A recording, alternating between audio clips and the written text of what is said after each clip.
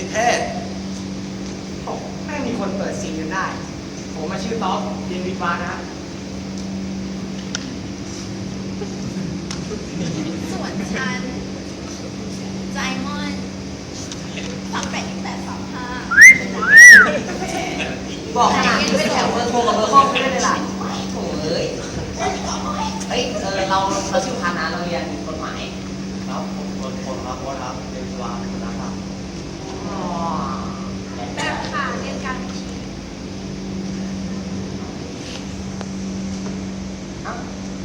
ยัง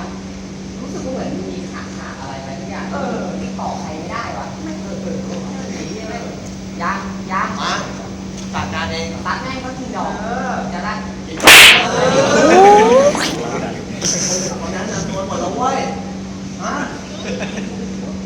ดีครับเดี๋ยวไม่หมอครับยังไม่รอตกคนคุณด้วย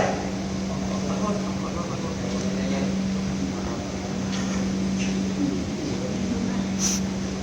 ป้า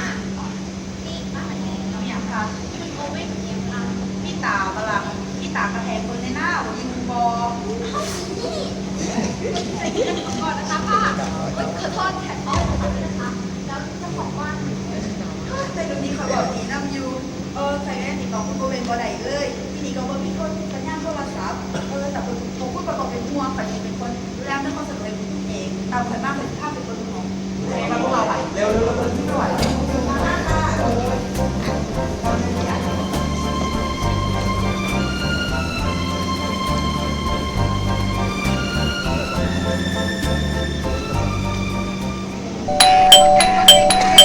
ขอเวลาตัวแรกค่ะเชิญค่ะมีอะไรกินมันเนี่ยนั่นดิจะแดกได้เนี่ยหน้าแล้วจะแดกได้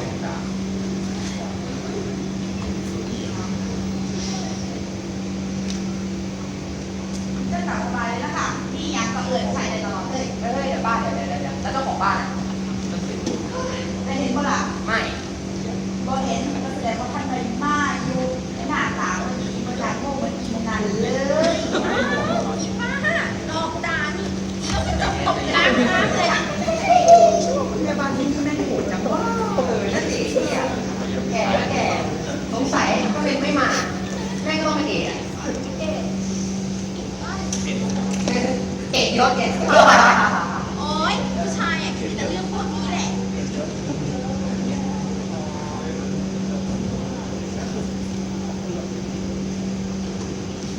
ถือเป็นนิมิตหมายอันสมควรที่พวกเราจะมาทำกิจกรรมกัน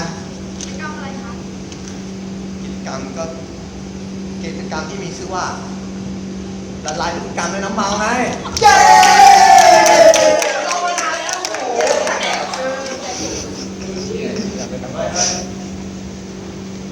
ว่างขาดเลยทำงานขาดอะไรวะเที่ยเดินเปิดเพลงมันมาเด้บอกมันมาทำไมไม่ใช้คนอื่นบ้างล่ะมึงจะไปดีๆไหมฮะไปดีไหมไป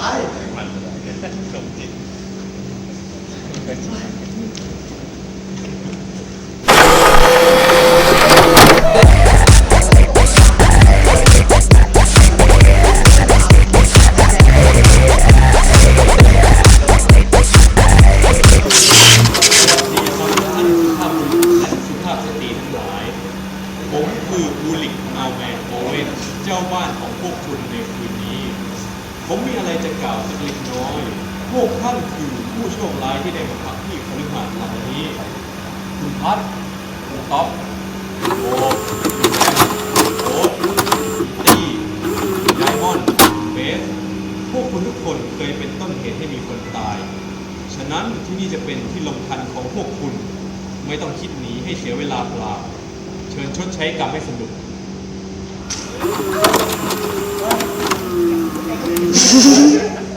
เปิดเพลงที่อะไรวะฮะไม่เปิดแค่ไหน ผมก็ไม่รู้ก็ไอพอดเราอยู่ผมก็เลยเปิดนะครับ โอ้ยใครก็ได้ช่วยปิดดีเว้ย ผมเองครับ ไปปิดเร็วๆนะ ป้ามานี่ตอนเข้ามาฉันเห็นแก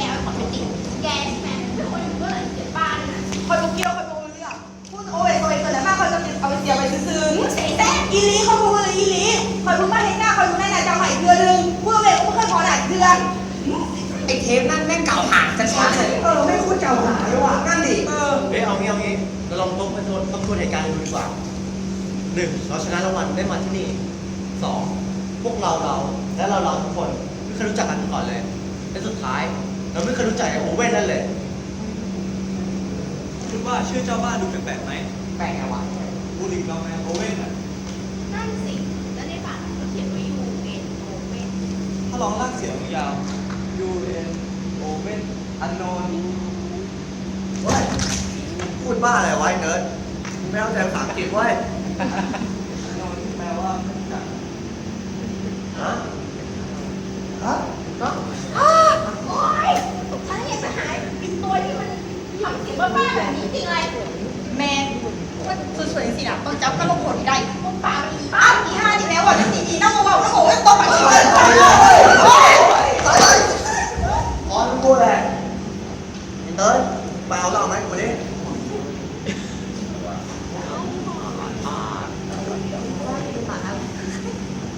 พวกมึงเป็นบ้าหมดเลยหรือไงมึงจะปล่อยให้เสียงบ้าๆเงี้ยมันทำให้เราฆ่ากันหรือไงฮะ แต่เสียงบ้านน่ะมันกล่าวหาพวกเราเลยนี่อ่ะ มึงไม่รู้หรอกพวกไม่กล่าวหาพวกมึงยังไงแต่ทั้งกูอ่ะมันคือเรื่องจริงเว้ย ฮะมึงอย่าบอกนะว่ามึงฆ่าคนจริงๆอ่ะ เออกูอ่ะข่มขืนแม่งแหละแต่พอมันท้องอ่ะมันไม่ยอมออกให้กูไงกูเลยผลักมันตกบันไดไม่คิดว่ามันจะตายทั้งแม่ทั้งลูก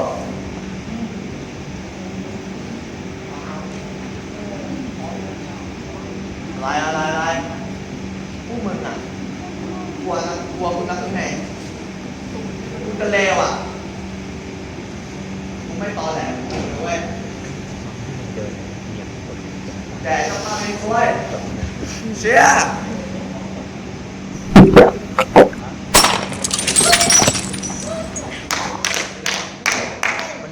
ไม่ค่อยจะตอแหลเลยว่ะ การแสดงนี้เองออสการ์ลุกคนอื่นตกใจหมดแล้วเนี่ยยัง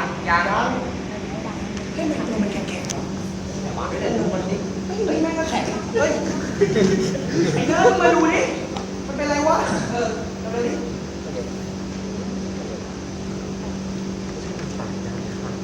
เขาตายแล้วครับ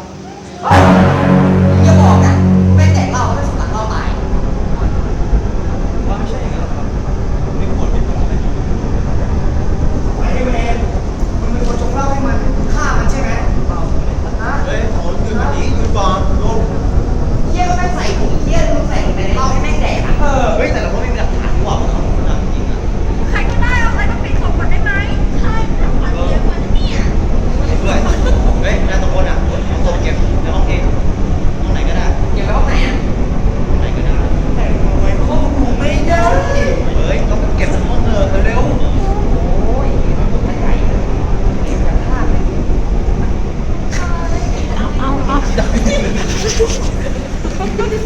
ว่าเราอาจจะตายจริงก็ไม่ได้ ผมลองใช้โทรศัพท์ดูไม่มีสัญญาณสงสัยก่อนที่จะทำสัญญาณ ก็บอกแล้วเคยเสือทีเดียวมันไม่มีสัญญาณโทรศัพท์หรอก โอ้ยมึงหนักมึงหายแดกที่อะไรมาวะเสร็จแล้วเอาไงต่อ เมื่อขอความช่วยเหลือของได้ผมบอกคุณแล้วมันจะมีเรื่องผ่านมาที่เรา แต่ใช่อยู่อย่างนี้หรือยัง แล้วคุณทำอะไรได้ล่ะเมื่อตอนนี้ทุกคนก็เหนื่อยฝันเขาว่าพอแล้ว นั่นดิเที่ยวให้หัวตื้อหมดแล้วเนี่ยว่าน่าจะเป็นมะลิเหล้าพวกเราควรจะไปนอนว่ะผู้หญิงเรื่องไหนเรางี้ผู้หญิงมันผู้หญิงด้วยกันผู้ชายมันด้วยกันเองเห็นไหม ไม่เอาฉันกลัวผี ปัญหาเยอะจริงเอางี้นอนแม่งทุกคนตรงนี้เลยแล้ววันพรุ่งนี้เช้าค่อยว่ากัน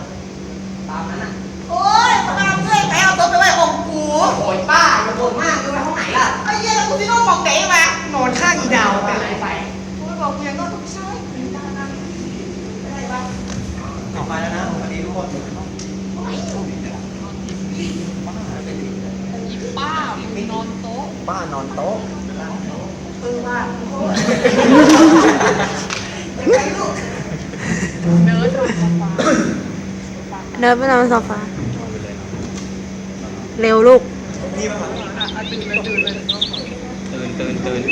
เลย โมงแล้ว โอ้ยโวยวายยังไม่ได้แต่เช้ายังเนิร์ดจะนอนบ้าไหมเนี่ยอ้าวไอ้โอ๊ตมันหายไปไหนวะ มีใครเห็นแน่บ้างปะ คือผมออกมาดูรอบชายฝั่งมาแล้วคือมีจะผ่านมาสลับแต่เหมือนจะไม่มีใครผ่านมาแถวนี้เลย ใช่เหรอมึงออกไปดูเรือเหรอไม่ใช่มึงออกไปวางแผนฆ่าคุณน่ะ นะนี่หาปลาให้ไหนด้วย แม่งดีว่ะ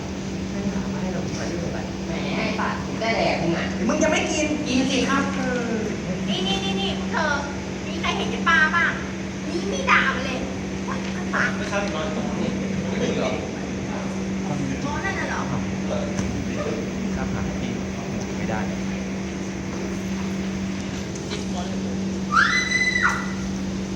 เชี่ยมีคนตายอีกแล้วเรื่องเหี้ยอะไรวะเนี่ย ยาวใช่ไหมเมื่อวานมึงนอนใกล้ไปที่สุดละใช่ไหมใช่เมื่อวานนอนแค่นี้มึงต้องฆ่ามันเลยเหรอวะ โอ๊ยจะฆ่าไม่เรื่องแรงนี่เด็กแกออกไปตอนคืนน่ะแกไปรอบข้างใช่ไหม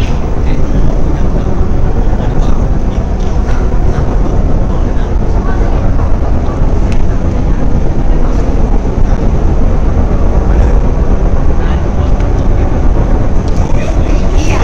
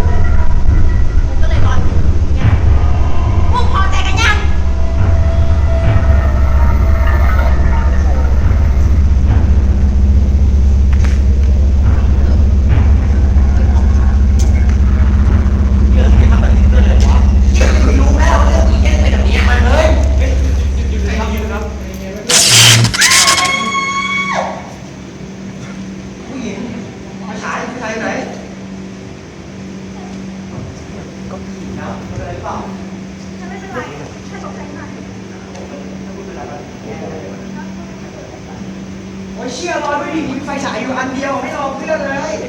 โอ้ยนี่ชนโต๊ะคู่กันหมดแล้วเนี่ยแหมที่มาหาแซมก็บอก เอ้าไอ้ไก่พัดล่ะไม่สะดุดล้มมั้ง ก็ไม่งโคตรมืดเลยอะ ดาวแล้วจะเป็นอะไรไหมอะดาวบอกสิ คนเป็นอะไรกันวะไอ้ดาวเนี่ยไฟเอาได้พักอ่ะไปพักที่ไหนวะเนี่ยทุกคนลงไปแบบนี้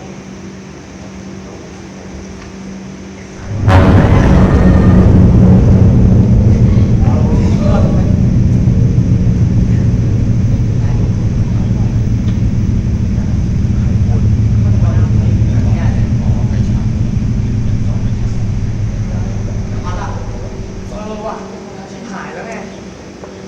ผมว่าเรารีบตามไปดูที่โต๊ะดีกว่านะ ตามผมมาเฮ้ยไม่ไงพักอยู่ที่เดิมเลยนั่นน่ะเฮ้ยพัก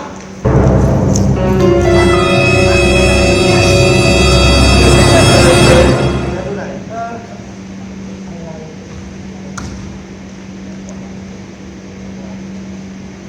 เขาไม่หายใจแล้วครับ